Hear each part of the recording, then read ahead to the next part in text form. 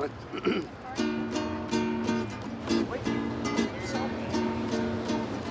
The tax man's taken all my dough and left me in my stately home, just lazing on a sunny afternoon.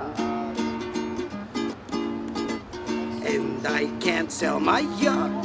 He's taking everything I got, and all I've got's this sunny afternoon. Help me, help me, help me sail away. Give me 2 good reasons why I ought to stay. You know, I was walking underneath the Manhattan Bridge, and the 3 of you approached me and asked me if it was a ukulele that I had. I said, yeah, and you let me know that you were doing this crazy documentary. You can play ukulele by yourself forever. You may not know that there's another ukulele player out there. You may think that you are alone in the void. But then, once you make that one contact, it's like, oh my goodness, bang, bang, bang, bang, bang, bang, bang, and it goes around. So that's whenever I see people, who play ukulele, it's like, do you know about the ukulele scene? I was flicking through, Comcast or whatever, and I see this ukulele thing come up, Midnight Ukulele Disco, and I'm like, what the hell is this? And now that I was playing one, I'm like, check that out. And at the end, the guy said, oh, come to our cabaret. And I'm like, all right. So I go to the website, check it out, and email them, and I'm all like, scared because I'm Joe Shy Guy. And they're like, come on down. They put me on the list. I'm like, James Scandal on the list. I got to perform. I didn't even know about the ukulele cabaret until you guys told me about it. So that was interesting. It was cool. I got to be there for the first time. I went to play at a cabaret. The first time I went was maybe 2 years ago at this point. It was me, Jason, and 2 other performers that night. It was a very small affair. Come in, settle down, because school's in session, and we're going to teach you something new. Tahi, hua, toru, ta, hi, ere, mai. Everything is got by. You're here at last. You're really here at last. Hi, ere, mai. Not a clown in this. Jason is probably the biggest force for ukuleles in the New York area.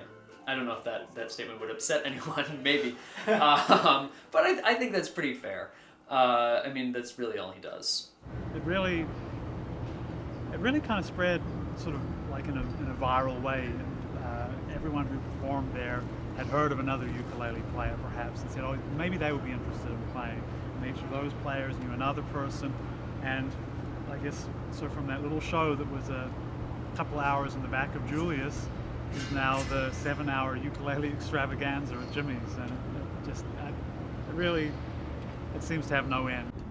Music is meant to be spiritually uplifting. It's meant to improve you somehow through your appreciation of it. You apply it to your life in a way that kind of puts you in a mind state which is stronger than you were before the music affected you. And it's a beautiful psychology, the way that the melodies and the words and everything, the emotions transmit themselves to you.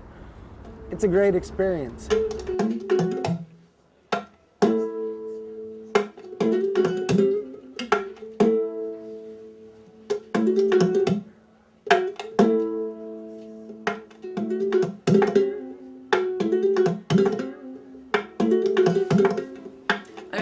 There are people who think that the ukulele is should be treated very seriously, but I really don't think that you can get around the fact that it is silly. There's an inherent silliness to a ukulele, and yes, you can play beautiful, sincere music on it, but you have to understand that it's absurd.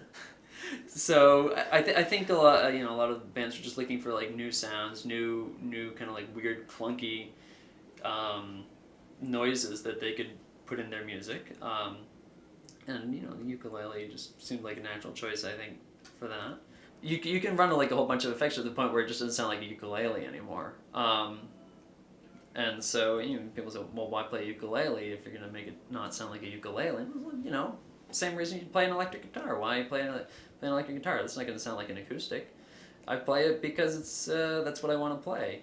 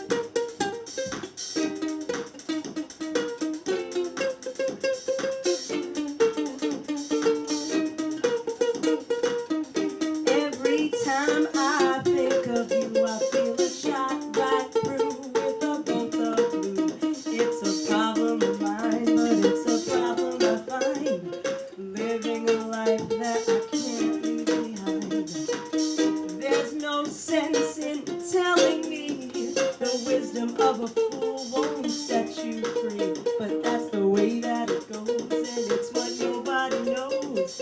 Why every day my confusion grows. We're gonna take it to the next level. This time, 3 notes. All right, play after me. C. Every time I see you falling, I get down on my knees and pray. Well, one of my jobs is teaching ukulele to kids. That's only once a week, so that doesn't pay the bills. But I still do it. What impressed me was that almost everyone took a chance doing all different kinds. I saw just about everyone doing percussion. I saw just about everyone doing some improvisation, and just about everyone playing some chords at some different point. Oh, beautiful.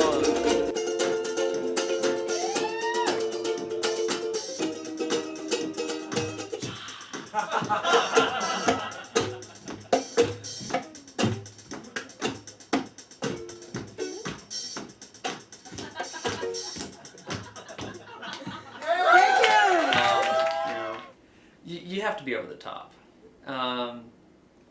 So yeah, there's that aspect of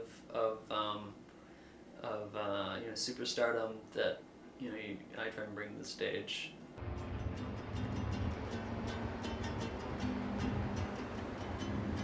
Yeah, well, come on. I mean, if you're gonna write some music, it better be about something that you're really feeling. And so if you're feeling, like you haven't yet found where you belong or the person you belong with, then that's gonna show up in the songs that you write. Okay, now, something weird's gonna happen. How do I explain this? I tend to keep falling in love with people in my television set. Hello, Micro. And then, I'll write some songs about that. I mean, what are you gonna do? Hey, precursor, I'm like obsessed with this show, Dirty Jobs, and I totally fell in mad TV love with the host, Mike Rowe, okay? So I'm like, I know, I'll sing a song about getting dirty and have everyone throw shit at me. Well, great. So now here I am with a whole bunch of cut up tomatoes and bags of dirt and slime that I made an hour ago in my towel in my kitchen. I feel like I can't do it, I'm gonna mess up. And then I'm like, come on, you know what I mean? It's so much better to go and like make an ass out of yourself, even if you are gonna do that, than to stay home and worry for like another month about what it could have been like, or, you know what I mean? Regret's the worst feeling in the world. Okay, everybody, so here's the deal. I'm obsessed with that show, Dirty Jobs, because I happen to have one. It takes a lot of time, a lot of energy. So sometimes when you want to go play ukulele, you're a little bit too tired to do that because it's like having a lot of hairy kids, basically. Last night I turned on my TV. I got to see a muddy man of distinction, my filthy hero. He's good looking under the poo and slime. Every dirty job you do is blowing my mind. So let me get right to the point. You're the most disgusting, sexy man I've seen. You're my bro. Spend a little time with me.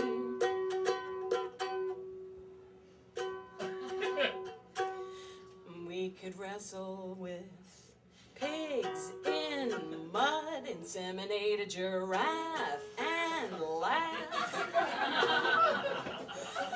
Sex some chicks in mulch, fine wine, chum for sharks, and have a slimy, real good time. So let me get right to the point. You could pop my cork, and baby, then we'll see. Yo, my bro, oh my bro, yo, my bro, spend a little time with me, 'cause I want to get dirty.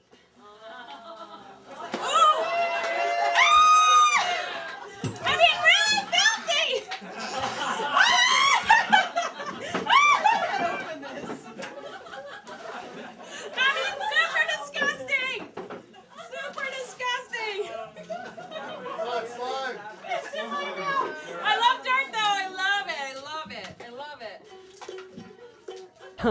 I thought I did well. I was pleased with it, and I think it's kind of good. So better that I did it than leap out of the cab into, you know, the traffic on Fifth Avenue. Well, it isn't easy getting older, but I'm still having some fun. Thank heaven for senior sex. Grandchildren come to visit, but don't stay. Thank heaven for emptiness. Golf and tennis aren't the only sports we play. They're so goddamn happy from playing their ukuleles, man. They're in good moods. I mean, I don't know. I would assume that Jason and Ted running it, you know, that they've kind of set the example as far as being really open-minded and being really, they're really nice people, so it seems like there's a kind of trickle-down happening. It's one of these things where it's impossible to pick it up and stay in a bad mood. I mean, you could be really feeling really, really bad, and you just hear that sound, and you're like, all of a sudden, it's not that bad. I saw a lot of really fun things going on, a lot of very creative things going on, and people stretching it to like a different path than what you'd expect the ukulele to be on. And that's cool because that's right up my alley, you know? I didn't see anyone really doing the blues though. So I figured, you know what I'll do is I'll go there and I'll do a blues set. But since I decided to do a blues set, I have to tell you, I have a bit of the blues myself. Yeah, the Mississippi rolls through the Southland in many a song and rhyme. And I guess I do well to visit the Delta someday if I get the time. But in the land of sky blue waters, she loved me, then she turned me loose with the other end of the Mississippi River Blues. So when I was playing it, I decided to let a little bit of my own personal emotional take go into the song. And I think if you're gonna do that, it could really help the music. But it really helps the music to a point where you have to kind of turn the lever down a little bit. And I never turn the lever Somewhere down. up near Lake Itasca, where the muddy river starts to ooze, I got the other end of the Mississippi River Blues. They got the magnolia trees, a sweet southern breeze. I got the ice and snow, a 26 below. Yeah, it all ends up in New Orleans, but this is where it all begins. You can travel the wide world over, anywhere you get around. But if you ever go down northern Minnesota, better leave your heart at home, 'cause she'll love you, then she'll leave you crying. And brother, you'll be introduced to the other end of the Mississippi River Blues. I got the honey, she got the money. That's not how it goes. I got the money. Anyway, they got magnolia, honeysuckle vines. I got the lonesome pines.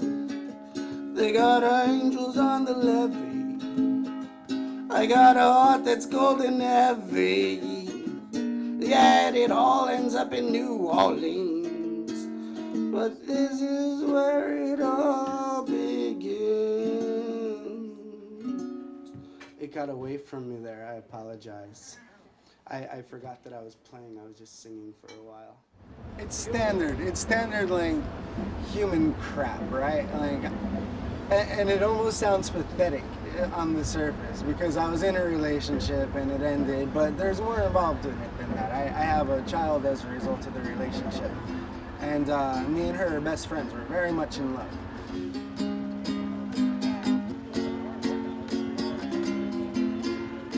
It takes a lot of my energy and a lot of my focus to, like, be sad about not being around my daughter. So like when I was up there and I decided to go ahead and let a little emotion impact my performance, I let it go too far.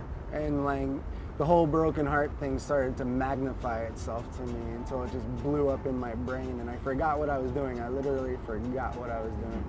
It's crazy.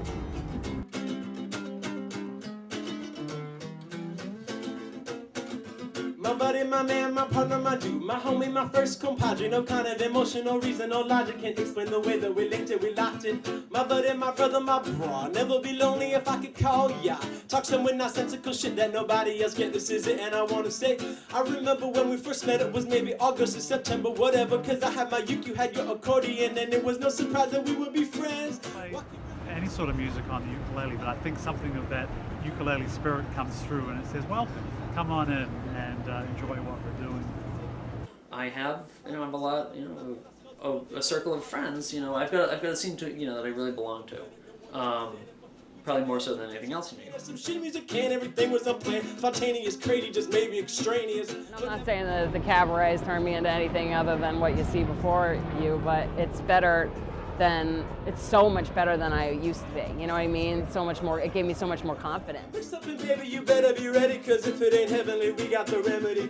Well, I buddy you, call me your friend. Let's just say I'll be there when you try your... The people who take it seriously are never gonna put it down either. It's not something that they're gonna stop doing. The Ukulele Cabaret is a cool thing because every month it goes on and nobody ever wants to play the same song twice on there. So all those people who are involved are consistently learning new songs and new material to play up there. It's going to carry them into the habit of just like continuing to learn a handful of songs a month, which is great. I think the idea of the cabaret will keep on spreading, and I mean, it just comes down, it's endless. The possibilities are endless.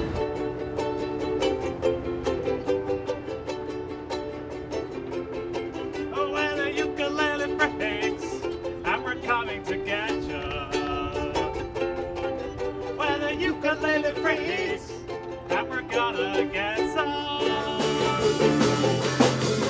When the ukulele freaks, and we're coming to get some. When the ukulele freaks, got loose out on the run. Lost up your daughters and your sons, and your pet animals too. Cause when the ukulele freaks, got loose out on the run.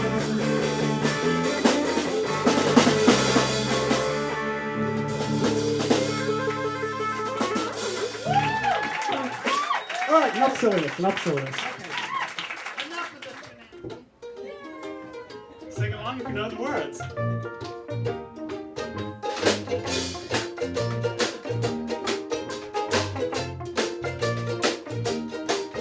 In a disillusioned state, I was walking home one day. My dead-end life was all work and no play. When from the corner of my eye, someone beckoned to me. He said, "Come play the ukulele, you'll see the new way."